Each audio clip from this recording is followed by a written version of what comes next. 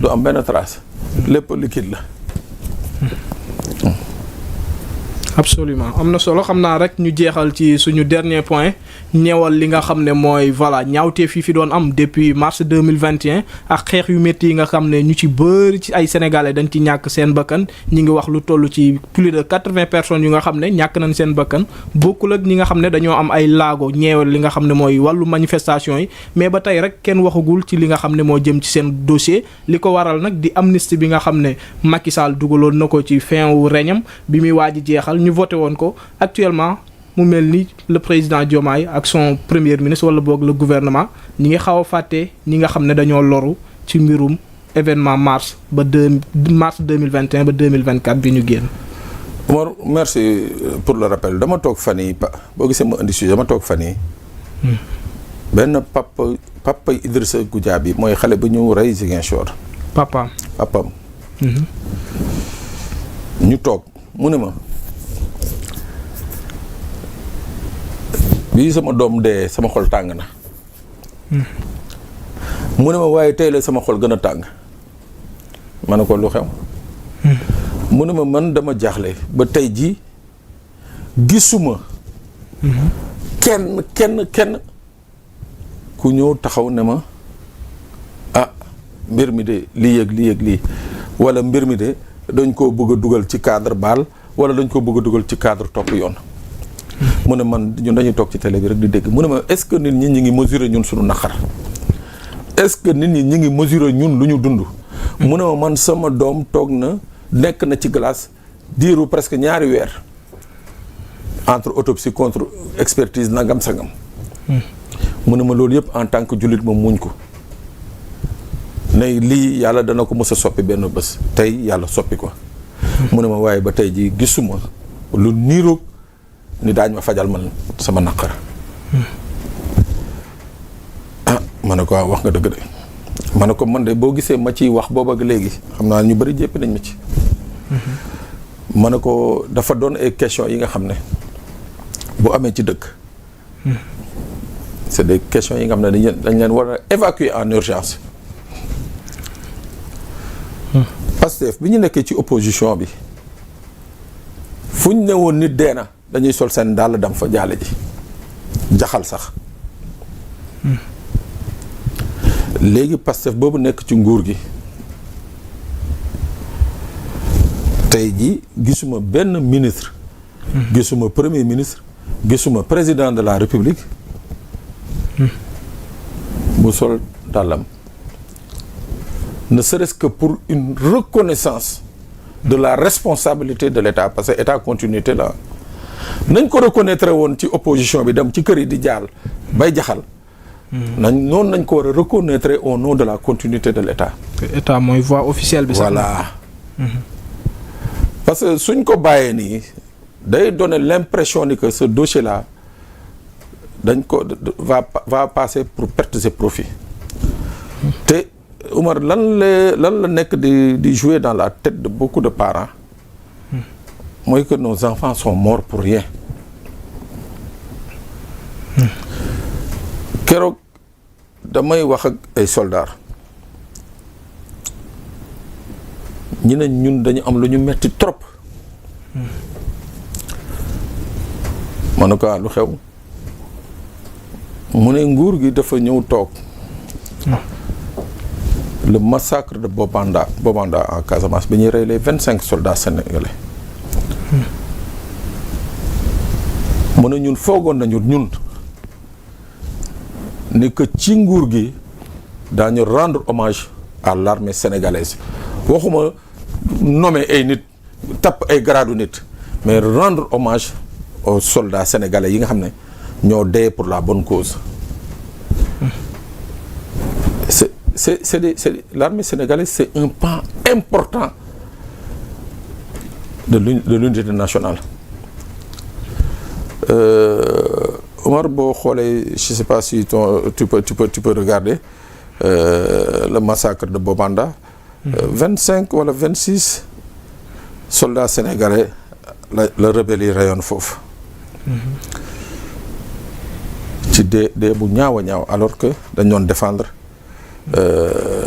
la cause casamançaise. mais ci wàllum amnistie bi tamit bien vrai que gisaguñ dara lu nga xam ne teg nañ ko mais le premier ministre moom tamit voix officielle la gis nañ ko bi mu demee Grand Théâtre nee na woon voilà am na yu nga xam ne mënuñ ko bàyyi mu sedd mais aussi am na ñu mu doon dalal li nga xam ne mooy primature ci li nga xam ne mooy bureau ba génnee fa ay photo yu nga xam ne ñu ci bëri ñuñ buum ci li nga xam ne mooy événement yu métti yoo fi amoon dafa teg seen benn photo mu nekk kii bu mag. yooyu yëpp est-ce que nekkul lu nga xam ne benn souvenir la bu des ci moom bu nga xam ne moom même su ko gars yi bëggee bàyyi moom dina ci teg tànkam parce que ay doomu Sénégal encore une fois ñoo ñàkk seen bakkan ci anam bu jéggi d'ailleurs.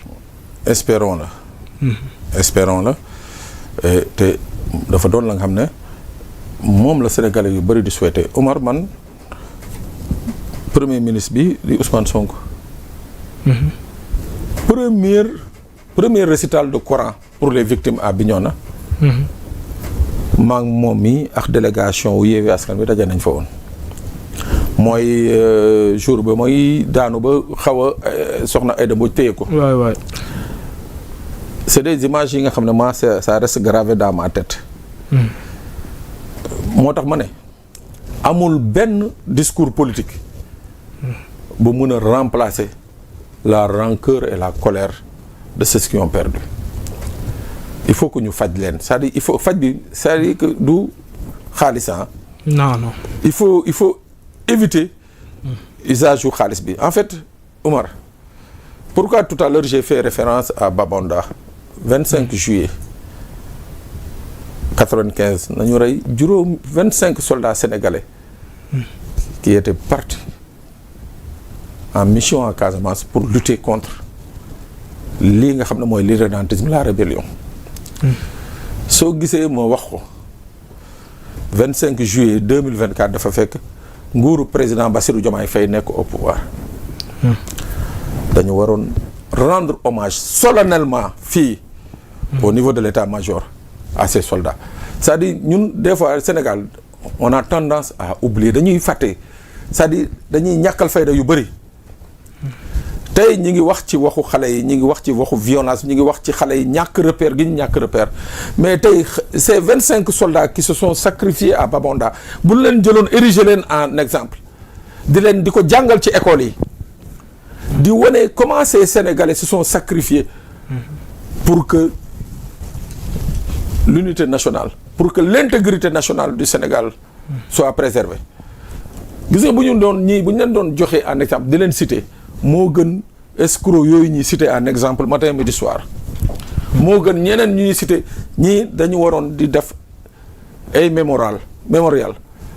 pour que tous les jeunes sénégalais suñu rombee daal di gis ne waa ñii soldats yi ñoo ñan ñu ne la ñii ñoo doon xeex bii ay rebelle buggee indi séparatisme Sénégal ñooñu boo gisee loolu soldats yi nga xam ne ñoo nekk ci armée bi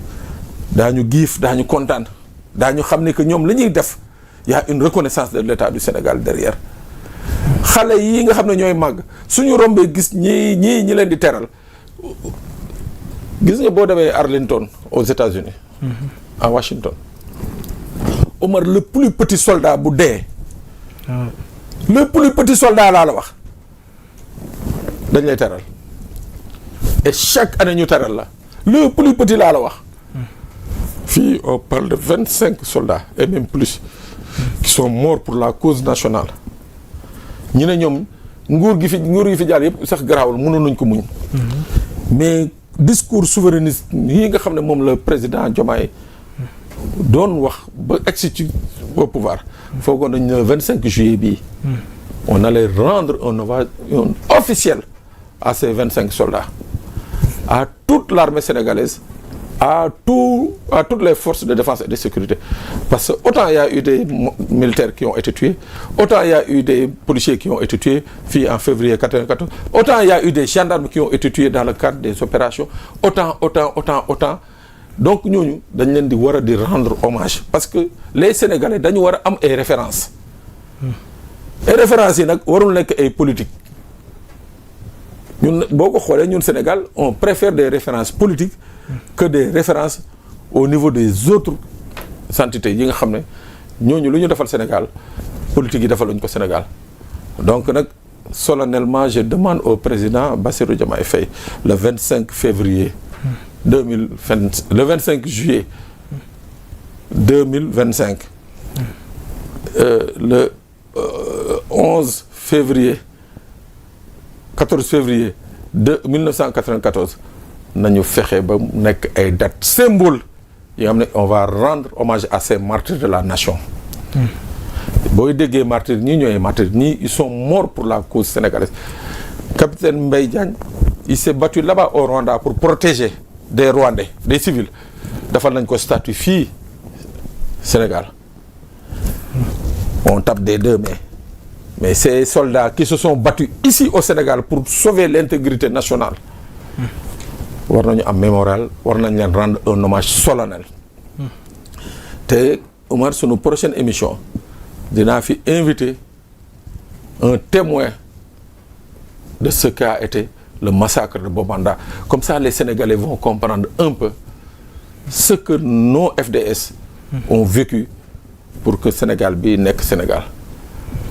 ils ne sont pas exempts de reproche nag parce que chaque jour nga dégg leen ci ay giraawaali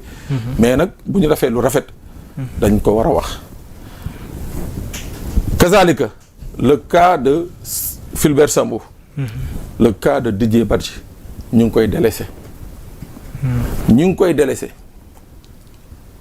koy délaissé j'attire nag l'attention du président Fulbert Didier Badji a un enfant soldat.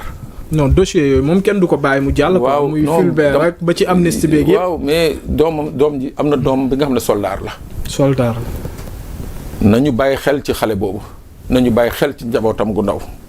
Fulbert Sambou nañu bàyyi xel ci njabootam gu ndaw. c'est très important. Omar, ces gens le Sénégal surtout le pouvoir actuel doit leur être reconnaissant à jamais. loi d'amnistie bii dama koy wax mu neex mu naqari si l'actuel pouvoir pense que ci ay discours nii wala par le jeu d'enveloppe ou bien ay neexal mun nañu régler ce problème là nit ñi noppi tëdd bañati wax il se leurre la déchirure est trop profonde et il faut un discours innovant il faut un discours réconfortant il faut un discours innovateur il faut un discours bi nga xam ne qui va au-delà qui transcende qui va au-delà justement des réparations financières. yooyu yëpp xam naa ne voilà régime bi dina ci ñëw parce que ku nga xam ne yow assemblée nationale soo fa yóbboo wàllum li nga xam ne mooy wàllum xaalis wàllum rectifier li nga xam ne mooy règlement intérieur wàllum supprimer ay institutions yu nga xam ne jëriñul askan bi dañ la koy bañal parce que ñoom ci li nga xam ne mooy politicienne lañ nekk soo fa bëggee andi tamit loi d'amnistie jàpp naa ne du am benn njëriñ parce que dañuy wax ne moo nekkoon li nga xam ne en quelque sorte ñoom dafa leen doon sauver donc duñ ko mës a voter loolu tamit il faut ñu bàyyi ci xel bu baax a baax peut-être li nga xam ne mooy 15e législature bi bu dee ñëw na li nga xam ne mooy Pastef wala boog la coalition Diomaye président suñ demee ba am majorité nag yooyu yëpp nga xam ne ñoom dañ ko daan wax ak loi d'amnistie bi nga xam ne ñoom waa Pastef voté wuñ ko woon su boobaa peut-être dinañ ci mën a ñëw mais actuellement pour ñu ñëw ci day nekk lu nga xam ne lu jafe la li ñu cërale woon ci waxtu baron mi ngi may signaler que ne jeex na xanaa rek ñu bàyyi la nga tàggatoo ak li nga xam ne mooy suñu mbokku internet yi ñu doon topp sur la voie des sans voix. waaw Omar merci ma xool ñan ak ñan ñoo nekk ci ligne bi baron may nga ma nuyu leen ah Omar ma xool baron de moom mooy chef moom su joxewul feu vert dara du baax. Mouhamed M Niass nee na dure vérité mu mel ni li ngay wax sànq ci soldats yi moom mi ngi koy dëggal bu baax a baax parce que quoi qu'on puisse dire ñoom tamit lépp luy suñ kaaraange